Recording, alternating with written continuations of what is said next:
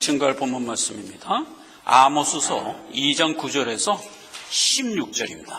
내가 아모리 사람을 저희 앞에서 멸하였나니 그 키는 백향목 높이와 같고 강하기는 상수리 나무 같으나 내가 그 위에 열매와 그 아래의 뿌리를 진멸하지 아니하였느냐. 내가 너희를 애굽 땅에서 이끌어내어 40년 동안 광야에서 인도하고 아모리 사람의 땅을 너희로 차지하게 하였고 또 너희 아들 중에서 선지자를 너희 청년 중에서 나시를 사람을 일으켰나니 이스라엘 자손들아 과연 그러하지 아니하냐.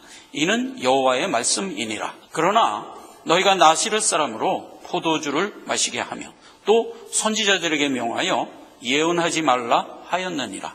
곡식단을 가득히 실은 수레가 흙을 누름같이 내가 너희 자리에 너희를 누르리니 빨리 다름도박질하는 자도 도망할 수 없으며 강한 자도 자기 힘을 낼 수 없으며 용사도 피할 수 없으며 활을 가진 자도 설 수 없으며 발이 빠른 자도 피할 수 없으며 말 타는 자도 피할 수 없고 16절 용사 중에 굳센 자는 그날에 벌거벗고야 도망하리라. 이는 여호와의 말씀이니라. 아멘. 이스라엘의 징벌 2 내 백성의 죄를 징벌하시는 시리즈에서 오늘 두 번째 시간입니다. 지난주에는 내 백성이 가지고 있는 육정의 본질이 무엇이냐 할 때 굵게 본질을 정해줬어요. 첫째는 율법을 멸시하는 죄, 또 하나는 거짓 것을 선호하는 죄. 다시 말해서 하나님의 말씀 거부하고 진리를 거부하는 이런 것이 우리가 가지고 있는 육정의 본질이다, 이렇게 얘기를 하고요. 유다의 죄라고 지칭을 해 주셨어요. 그래서 이제 우리가 신앙생활을 하는 과정에서 잊고 살아가는 상황이에요. 그러한 가운데 구체적으로 죄 제목 하나하나를 나열해 주면서 대항하여 이기도록 했는데, 지난 시간에 이제 두 가지, 첫째 의인을 팔고 둘째 전당자고 위에 누워서 벌금으로 받은 포도주를 마셨다. 그래서 이 두 가지 죄는 의인을 판다는 것은 신자 되는 것을 자꾸 거부하는 거예요. 그리고 대속의 은혜를 거부하고 의를 자꾸 멸시하고 하는 식으로 나타난단 말이죠. 그래서 이제 세상에 눈을 들어서 바라보면 기독교인이 되는 게 불법으로 되어 있고 교회를 개척하는 일 자체를 불법화한 나라들이 많아요. 지역적으로 보면 지구의 반 이상이에요. 인구적으로 봐도 반 이상이에요. 대표적으로 사회주의 정치체제를 가지고 있는 모든 나라는 기독교 자체가 불법화되어 있어요. 그리고 이제 자유진영 안에서도 진보적 사고를 가진 사람들 대부분이 교회 자체를 부인하고 있어요. 문제는 우리가 가지고 있는 육정도 그와 같은 성정을 가지고 있다. 그래서 구체적인 죄를 이스라엘의 죄에 실어줬어요. 이스라엘의 죄 하면은 하나님이 꺾어버리고 뽑아버리겠다는 것의 상징이에요. 그래서 이제 모든 이스라엘 역사를 통해서 보면 항상 유다는 안 끊어내시는데 이스라엘은 아예 멸절해버리죠. 광야 40년 때도 마찬가지였어요. 원망했던 세대는 다 죽이는 거예요. 새롭게 된 세대만 가나안에 들어가도록. 이렇게 모형 속에서의 모습도 항상 보면 내 안에 있는 본질 유다는 살아나고 끊어야 할 육정 이스라엘은 언제나 멸절하는 거예요. 이게 복이라고 그랬어요. 이러한 복을 우리가 가지고 이제 살아갑니다. 오늘은 구체적인 이제 두 번째 시간으로 돌아왔습니다. 본문 말씀을 보니까 9절에서 12절까지 두 가지 죄를 일단 나열합니다. 그 중에 하나가 뭐냐면 내가 아모리 사람을 저희 앞에서 멸했다. 얼마나 강하고 장대한 자를 내가 멸했는가를 상기시켜줘요. 그러니까 구속의 은혜를 망각하고 있다는 겁니다. 그게 구체적인 죄 하나예요. 하나님이 우리에게 베풀어 주신 은혜를 너희는 언제나 잊는다. 그게 하나. 자, 두 번째는 11절에서 12절에 나시린의 사명을 내가 너에게 줬는데 그 사명을 회방했다 이거예요. 나시린으로 하여금 포도주 마시게 하고 나시린으로 하여금 예언 못하게 했다 이거예요. 예언 못하게 한다는 게 무슨 말일까요? 우리가 가지고 있는 등불의 역할을 못하게 했다 이 얘기잖아요. 그렇죠? 그가 가지고 있는 진리를 세상에 나가서 호하며 살아야 되잖아요. 베드로서 2장 9절에도 그거예요. 너희는 왕같은 제사장인데 내가 너희에게 준 은혜를 나가서 선전케 하려 함이라. 그렇게 살아가는 우리의 모습을 하지 못하게 한다 이거예요.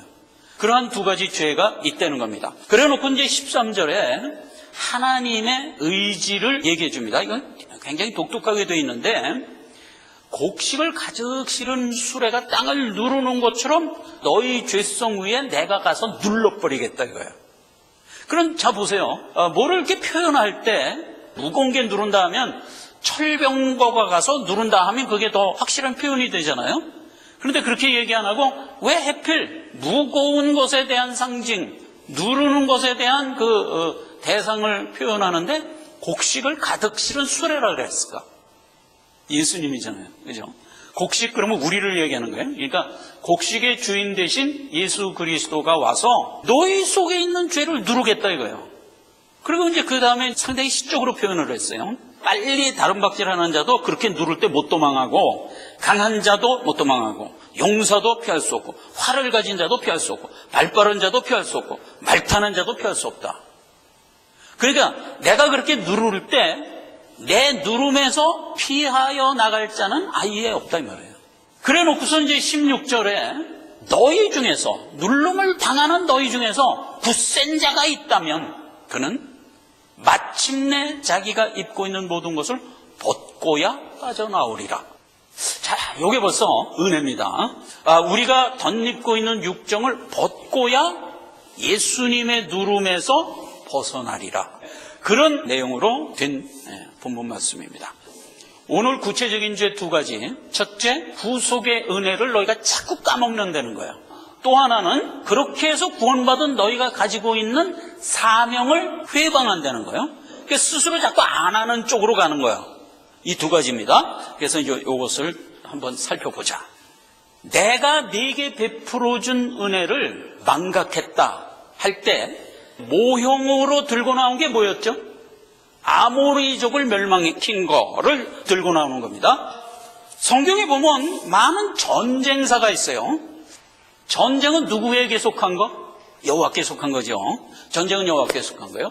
이기죠. 하나님이 이겨서 나온 어떤 분깃이 뭔가요? 그게 내 백성이란 말이에요.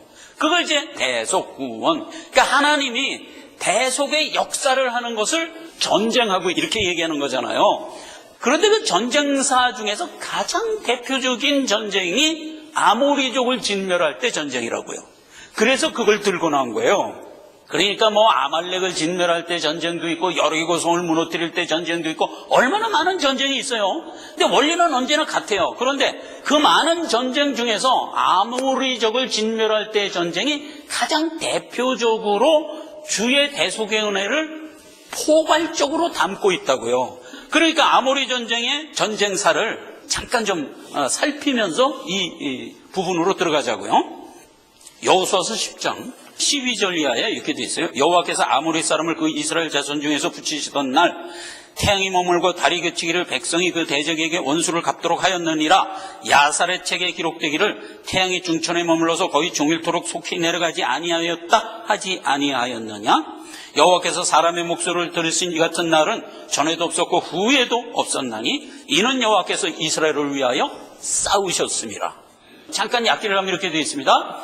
내가 적과 꿀이 흐르는 가나안을 너에게 주겠다. 가서 접수하라. 그 접수하러 들어갔더니 진멸해야 할 가나안 족속들이 쫙 있는 거예요. 그걸 하나하나 진멸하고 하나님 명했어요. 그걸 가나안 사람 중에서 기브온족이 들었어. 큰일 났거든. 이제 우리 죽게 생겼단 말이에요. 그래서 여호수아에 가서 미리 투항을 해버렸어. 투항을 할 때 기브온족이 우리가 멀리 사는 사람인데 이제 투항을 하겠습니다. 그러니까 여호수아가 그 말을 듣고 그래 그럼 투항해라. 우리가 가나안을 점령할 때 우리는 보호해 주소서. 그래 내가 맹세할게. 그렇게 맹세를 딱 했단 말이에요. 그렇게 해서 이제 기브온족이 영리하게 살아납니다. 그래서 이스라엘의 일부가 되죠. 그래서 이스라엘 역사에는 투항한 기브온족이 이스라엘의 일부가 됩니다.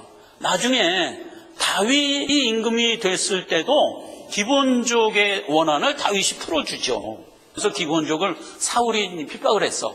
그 핍박한 것을 다윗에게 가서 소원수리를 할 때 다윗이 풀어주잖아요. 기브온족을 멸시한 사울의 가족 7자녀를 목매달아 죽이잖아요. 그럴 만큼 성경은 이미 기브온족을 자기 백성화한 겁니다. 자, 그렇게 해서 기브온은 살아나요.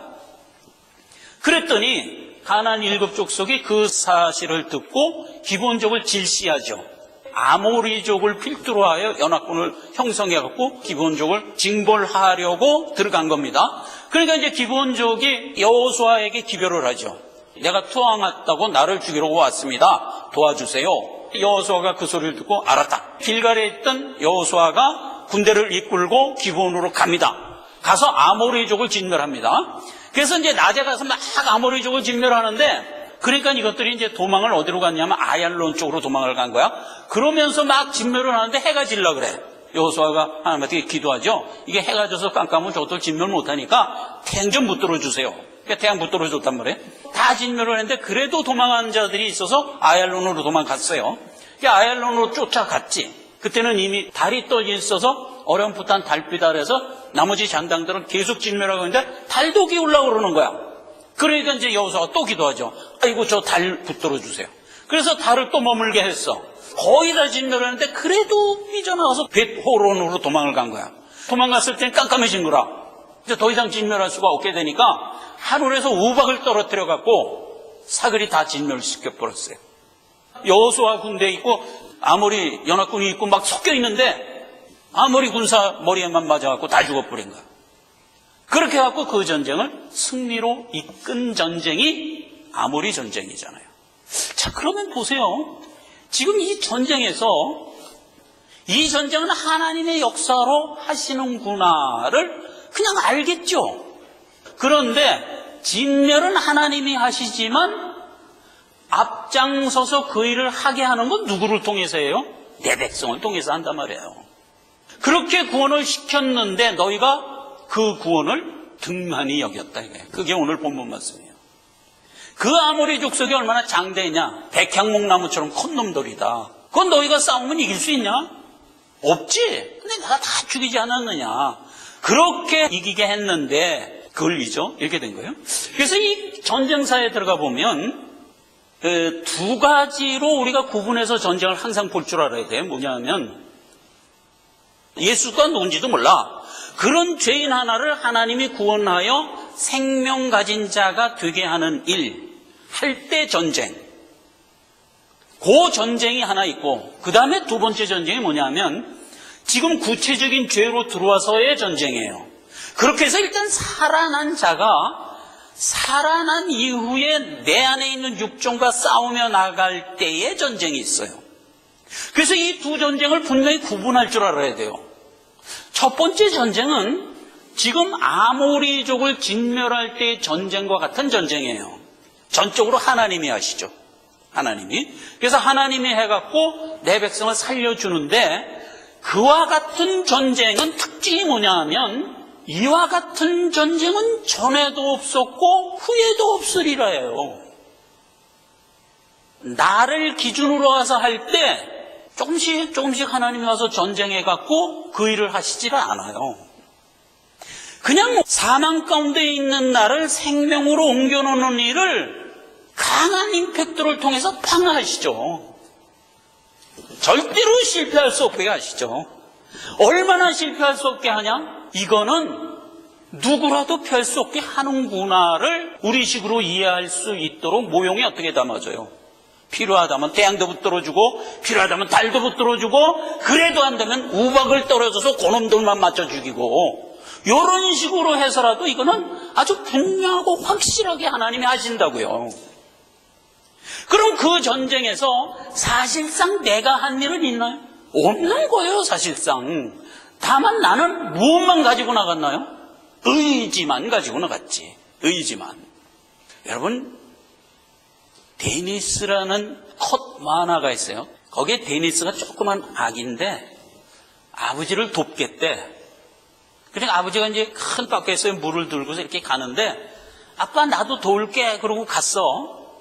그러니까 아빠가 하도 귀여우니까 그래. 데니스가 쫄래쫄래 오더니 아빠가 들고 가는 바켓에 타고 앉았어. 그리고 이제 자기도 잡은 거지. 그냥 잡았으니까 이제 갑시다 그러고 가는 거야. 짜각짜각 가는데 얼마나 그 모습이 우스워 죽겠는지.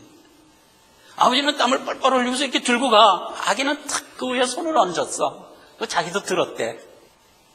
예수님이 지금 하신 그 일은 전적으로 하나님이 다 하는데 여호수아는 동참을 시킨 거지. 그걸 우리가 이해할 수 있어야 돼요. 그렇게 해서 전무후무예요. 아까 두 가지가 있다고 그랬잖아요. 하나는 구속을 위한 전쟁이 있고 하나는 성화의 여정에서의 전쟁이 있어요. 이걸 헷갈려 버리면 어떤 생각을 우리가 하게 되냐 하면 이 문구를 갖고 좀 서운함을 느껴요. 아모리 전쟁에서 그 역사한 태양 붙들어주고 달 붙들어주고 우박 떨어뜨려서 막 죽이고 해서 그 전쟁을 승리한 그러한 역사를 왜 여호수아한테만 하고 나한테는 안 하나. 저도 초신자 때 이게 좀 억울했어요. 아니 여호수아는 필요하면 저렇게 꽝꽝 태양을 붙들어서라도 응답을 해주시는데 내 기도 중에는 이런 응답을 왜 안 주시지? 안 주시는지 정도가 아니라 아예 성경에 못을 박아버렸어. 이런 역사는 후회도 없으리라. 그러니까 이건 기도해도 소용이 없는 거야. 아니 나는 안 주시는 정도가 아니라 너는 그런 기도는 하지도 말아라. 그런 서운함이 사실 있었다고.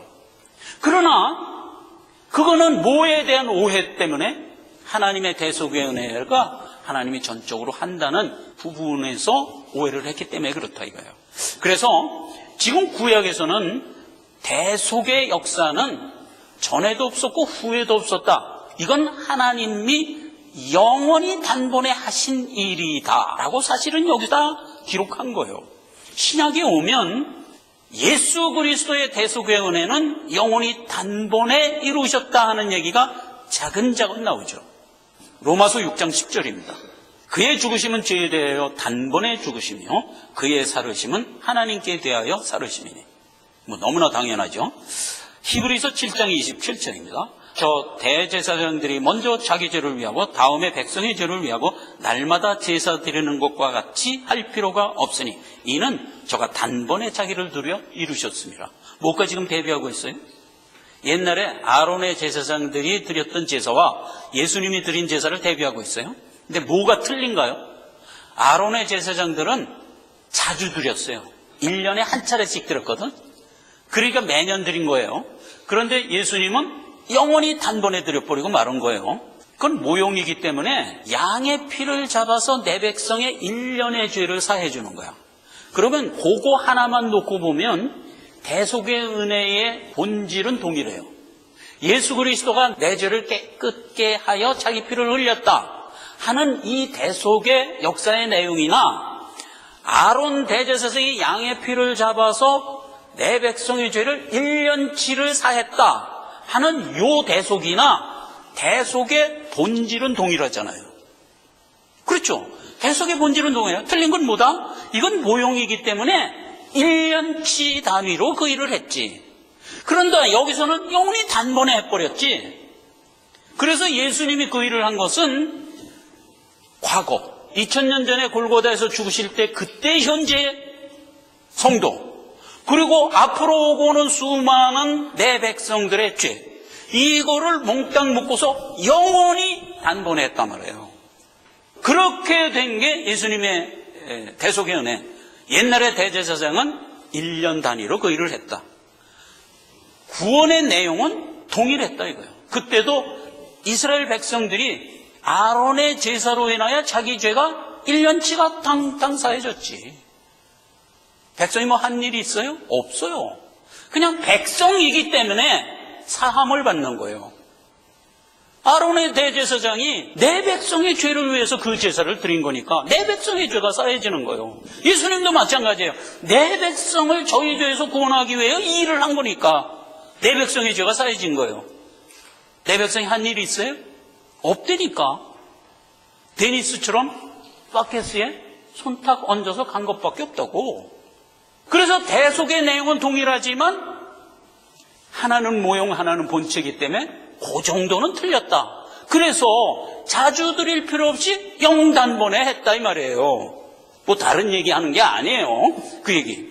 히브리서 9장 12절 오직 자기 피로 영원한 속죄를 이루사 단번에 성소에 들어갔다. 그래서 요걸 들어서 영단번 이렇게 얘기하는 거예요.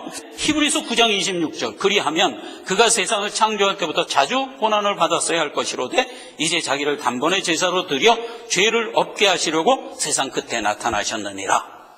자, 이 얘기는 조금 우리가 부연 설명이 필요해요. 왜 예수님이 자주 십자가에 못 박으면 안 되냐 하는 얘기를 이렇게 한 거예요. 이건 뭐 당연히 이런 얘기는 할 필요도 없는데 하는 거예요. 왜 했을까? 내 백성들이 자꾸 오해를 하기 때문에 그거 설명하려고.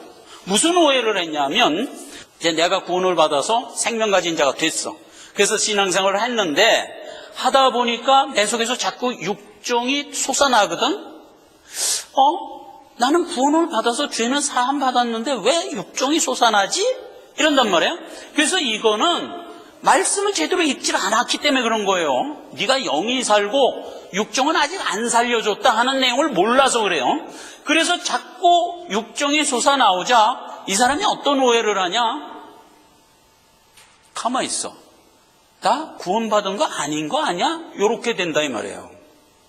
그러면 다시 구원받기 이전의 상태로 돌아가서 구원의 과정을 다시 밟을래? 이러는 수가 있다 이 말이에요. 그런 사람을 위해서 이 얘기를 하는 거예요. 이놈아, 네 말이 네 염려가 사실이라면 그러면 예수님이 너 같은 놈을 몰아서 한 1년쯤 있다 그런 놈이 많이 생길 거 아니냐. 그래서 그 놈들을 위해서 내가 잠깐 내려와서 십자가에 또 못 박혀 죽는 거야. 그 놈들 구원하기 위해서. 그래서 또 세월이 흘러서 한 5년 흘렀어. 그럼 또 그런 놈이 또 생길 거 아니에요? 그럼 그 놈을 위해서 내가 와서 십자가에 못 박혀 또 죽어야 돼.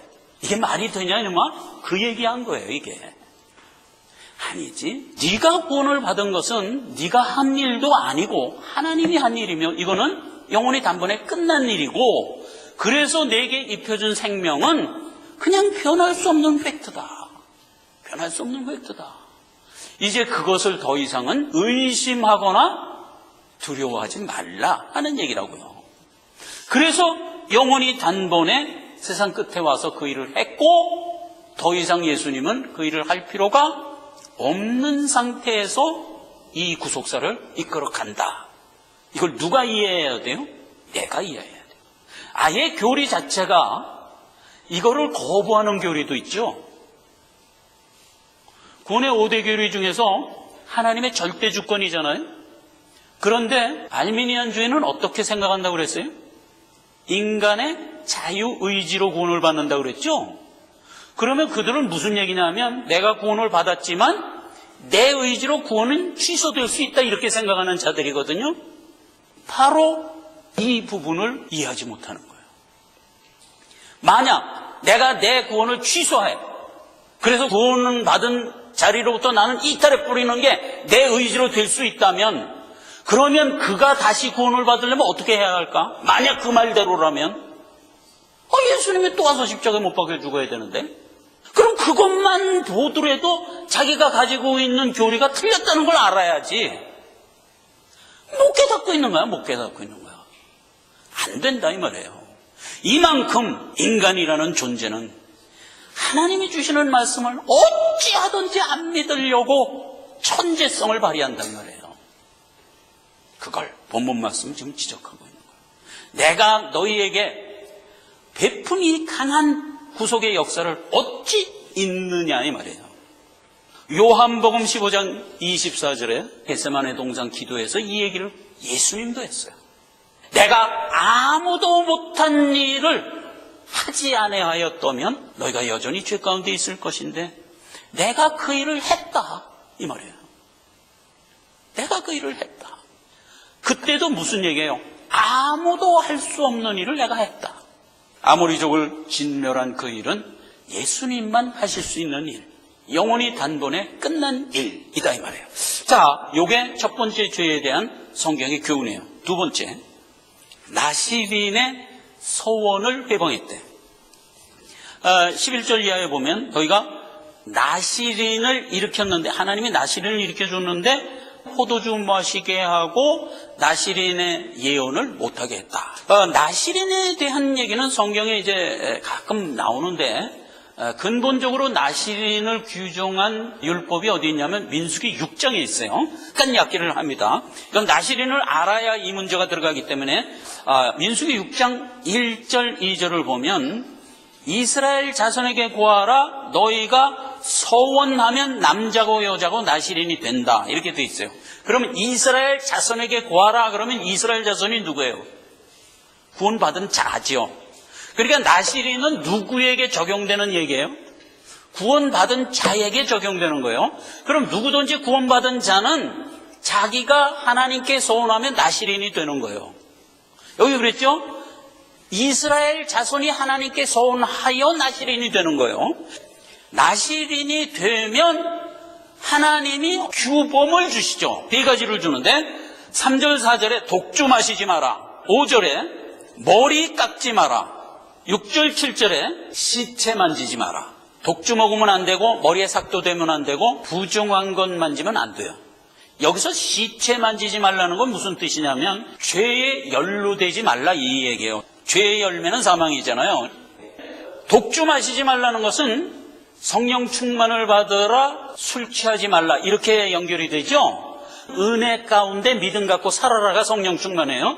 그런데 술 취하는 건 뭐예요? 은혜 밖에 나가서 세상 일에 부응하여 살아가고 있는 모습, 즉 불신의 삶이라고요. 즉 불신의 삶을 독주 마셨다라는 것으로 모형에 담아준 거예요. 그 다음에 머리에 삭도 대지 말라는 것은 구원받은 자는 누구예요? 주를 머리로 하여 거기에 붙어있는 몸이죠. 내 머리를 건드리지 말라 이 말이에요. 그러니까 절대 주권인 예수가 나의 주다, 이 기조를 저버리지 말라 이 말이잖아요. 그 다음에 시체 만지지 말라. 죄에 연루되지 말라. 죄의 싹은 사망이니까. 간단한 얘기예요. 뭐 여기 세 가지로 얘기했지만 은혜 안에 믿음 갖고 살아가면 되는 거예요. 여기 8절 이하에 보면 만약 그렇게 살아가는데 시체가 부지불식간에 자기 몸에 닿았어. 모형이니까 이제 그렇게 얘기하는 거예요. 그러면 어떻게 하냐 이거야. 근데 시체의 범위를 정해줬어요. 전부 다예요. 심지어 부모 형제의 시체마저도 만지면 안 돼요. 죄는 어쨌거나 연루되지 말라 이 얘기인데 그런데도 불구하고 연루됐다 이거야. 그걸 지금 가정하는 거잖아요. 부지불식간에 나왔다니까. 고의로 죄를 범하든 고의 없이 죄를 범하든 우리가 그럴 수 있다는 거죠. 그랬을 때 어떻게 하느냐? 여기서부터 중요한 얘기예요. 10절. 그랬을 때 제8일에 산비둘기 2마리와 집비둘기 2마리 가지고 제사장에게 드려라. 여기서 산비둘기 집비둘기 또 나오는 거야. 그리고 8일이라는 개념이 또 나오는 거야. 벌써 8일 그러면 구원받은 거잖아요. 7을 지나서 8이니까 나는 이미 구원받은 거잖아요. 그렇게 구원받은 자가 죄와 연루됐을 때 어떻게 하냐? 산비둘기 집비둘기 들으라는 건 집비둘기 뭐라고? 요나. 산비둘기 토틀 끈. 요나 구원은 여호와께로부터 말미암나이다. 복음이잖아요. 그러니까 그렇게 구원받은 자가 죄에 연루됐을 때 어떻게 하라? 네가 가진 바 복음을 다시 상기하라 이 말이에요. 그러면 정결하게 되니라. 그 너무나 쉬운 얘기죠. 그렇게 성결하게 된 그 시점에서 놓고 볼 때 지나간 과거는 무효니라. 12절에 그랬어요. 자기 몸을 구별하여 여호와께 드릴 날을 새로 정하고 자기 몸을 구별한 그때에 몸을 더럽혔은즉 지나간 날은 무효니라 이 말이에요. 새롭게 성결된 그날부터 다시 나실인이니라. 이게 무슨 얘기일까? 빌립보서 3장 13절. 형제들아 나는 아직 내가 잡은 줄로 여기지 아니하고 오직 한 일 즉 뒤에 있는 것은 잊어버리고 앞에 있는 것을 잡으려고 표대를 향하여 예수 그리스도 안에서 하나님이 위에서 부르시는 상을 위하여 쫓아가노라. 이게 사도 바울의 고백이고 우리가 신앙생활을 하고 있는 사실상 모델이죠. 여러분 보세요. 우리는 생명받아 제8일 이후를 살고 있는 자들이에요. 그러한 자들이 살아갈 때에도 죄에 연루될 수가 있어요. 방법은 간단하다. 하나님이 나에게 생명 주셨는데 내가 이 모양입니다. 하나님 안 되겠습니다. 내가 다시 일신하고자 합니다. 하나님 내게 힘 주세요. 그리고 그때 지나간 모든 과거는 주께 다 내려놓으라 이거야. 내려놓고 앞을 향하여 나아가면 된다 이 말이 있잖아요. 얼마나 간단한 거예요. 그러니까 성도는 자유한 거예요. 진리 때문에 자유한 거예요. 모든 세상 사람들 보세요. 크던 작던 죄책감에 시달리면서 살아요. 세상 법도 보세요. 숨겨져 있던 죄라도 나중에 드러나면 감옥 가야 돼요. 벌금 물어야 돼요. 그런데 영적으로 들어오면 아니에요. 영생 가진 자가 되어 나가는 이 길에 비록 죄를 범하더라도 우리는 생명이 취소되지 않아요. 앞을 향하여 나가도록 하나님이 이끌면서 깨달은 모든 것은 내려놔라 이거야. 내게 내려놔라 이거야. 죽게 내려놓고 앞을 향하여 나가라. 소망을 향하여 나가라 이거야. 그러면 되니라. 다른 조건이 없다고요. 이 이상 더 큰 복은 없는 거예요. 이 이상 더 큰 자유는 없는 거예요. 이렇게 된 것으로 오늘 두 가지 구체적인 죄에 대한 해결책까지 제시하는 거예요. 그리고 이제 13절에 하나님이 역사하시는 내용을 설명을 했죠. 내가 무거운 수락에다서 너를 누른데 피할래야 피할 곳 없는 자가 돼서 결국 네가 가지고 있는 죄성을 꺾어버리고야 말겠다 하는 것으로 된 얘기예요. 이사야서 8장에 가면은 자세히 기록되어 있어요. 그래서 그 얘기를 살펴보고 이 시간을 마치도록 하겠습니다. 이사야를 부릅니다. 하나님이 이사야를 불러. 야 이사야야. 그러니까 네 하고 이제 나갔을 거란 말이에요. 그랬더니 하나님이 이사야에게 너 서판에다가 이렇게 써라. 마헬살랄 하스바스라 쓰라 그랬어요. 그러니까 이사야가 이제 마헬살랄 하스바스라고 썼어. 쓰고 나서 이제 며칠 있다가 이사야가 부인이 이제 인생에서 애를 낳았어요. 그랬더니 하나님이 다시 부르더니 3절에 그건 네가 난 애기 그 이름을 마헬살랄 하스바스라고 붙여라. 그러니까 이사야가 알고 있습니다. 그래서 자기 애기 이름을 마헬살랄 하스바스라 붙였어. 그랬더니 이제 4절에 그 뜻을 해석해 주는 겁니다. 이는 사마리아의 노략물이 아수르에 빼앗길 것이라는 뜻이래. 자, 여러분, 유다 그러면 예루살렘 이렇게 연결되죠. 유다, 예루살렘. 이스라엘 그러면 어떻게 연결돼요? 사마리아. 그러니까 이 사마리아는 뭐예요? 이스라엘이에요. 그럼 우리가 지금 살펴본 대로 유다와 이스라엘에서 이스라엘은 뭐에 대한 징표라고? 꺾어버리고 잘라버리고 멸절해야 될 것에 대한 이름이라고 그랬죠. 유다는 본질은 변하지 않고 끝내 완성하여 하나님 존전에 설 것에 대한 이름이에요. 그러니까 우리 신앙생활을 비교해 볼 때 유다 그러면 구원받은 나의 영을 상징하는 말이고 이스라엘 그러면 내 안에 살아있는 육정을 꺾어버리는 성화 생활을 의미하는 말이에요. 그래서 지금 이스라엘, 사마리아 그러면 뭐의 대명사예요? 꺾어버려야 할 것에 대한 대명사지요. 그러면 여기 마할살렐 하스바스가 무슨 뜻? 노략당하고야 말 거야 라는 뜻이라고 그랬잖아요. 근데 하스바스 그래갖고 속히 노략당한대. 속히. 그러니까 그것도 복이죠. 우리가 꺾어버려야 할 죄를 길게 노략당하면 안 되잖아요. 생각났을 때 깍깍 끊어야지. 그래서 그것도 복이에요. 그래서 그 이름을 누구에게 붙여줘라? 이사야 아들에게 붙여줘라. 즉 나에게 붙여줘라 이 소리잖아요. 그렇죠. 그래서 이제 우리가 마헬살랄 하스바스라는 이름을 갖고 갑니다. 가요.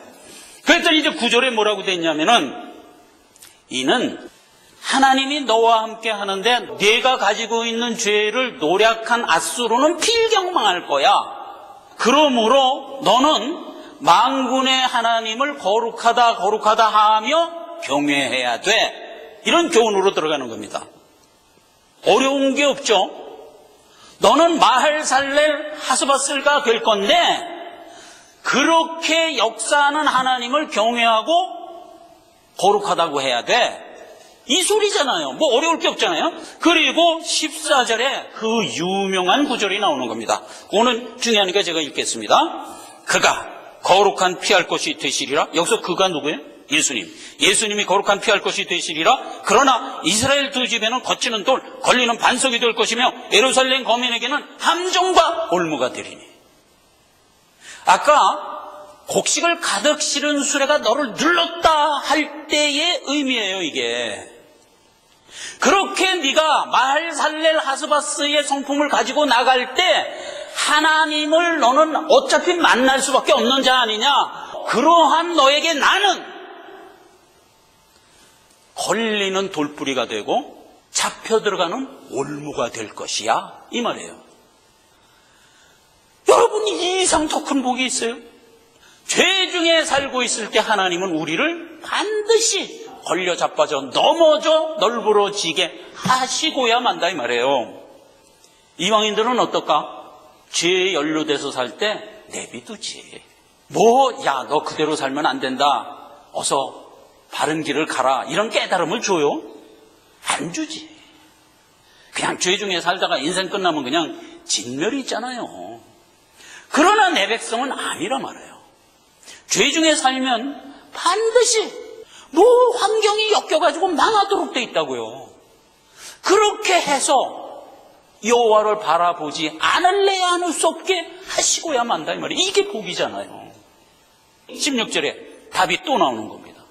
그러니 너는 증거의 율법을 가리우고 내 앞에 이렇게 역사하시는 하나님을 소망하라.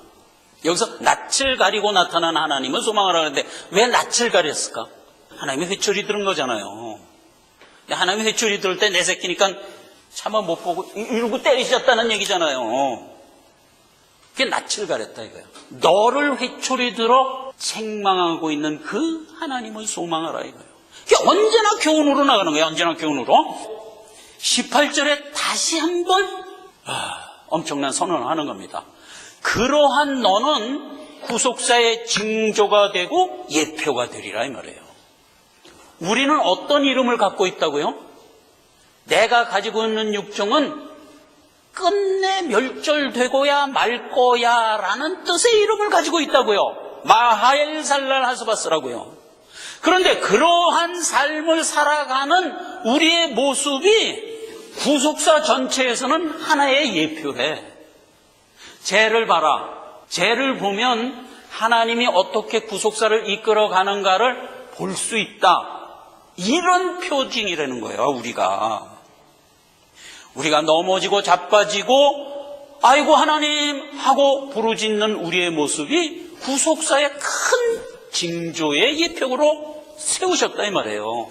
기림을 받아서 형통하게 잘 사는 것만이 주를 증거하는 모습이 아니에요. 이렇게 죄 중에 싸워서 엎치락 뒤치락 하는 모습마저도 우리의 삶은 세상의 등불이라고요. 그래서 20절에 또 얘기하는 겁니다. 그러한 하나님을 너는 마땅히 쫓으라. 21절 안 쫓으면 이건 할 필요도 없는 얘기를 또 한 거야. 흑암뿐이라. 흑암뿐이라. 말씀을 맺습니다. 우리는 이미 구원을 받았죠. 받아서 육정과의 싸움을 하면서 살아가요. 예수님식으로 얘기하면 뭐예요? 늘 발 씻으며 살아가요. 이미 구원을 받은 자가 내 인격을 자라게 하기 위한 하나의 행보예요. 그 일을 하면서 우리 안에 끊임없이 나를 방해하는 죄성의 오늘 제목이 뭐예요? 받은 구원을 자꾸 등한히 여기고자 해. 그리고 가진 사명을 자꾸 저버리려고 해.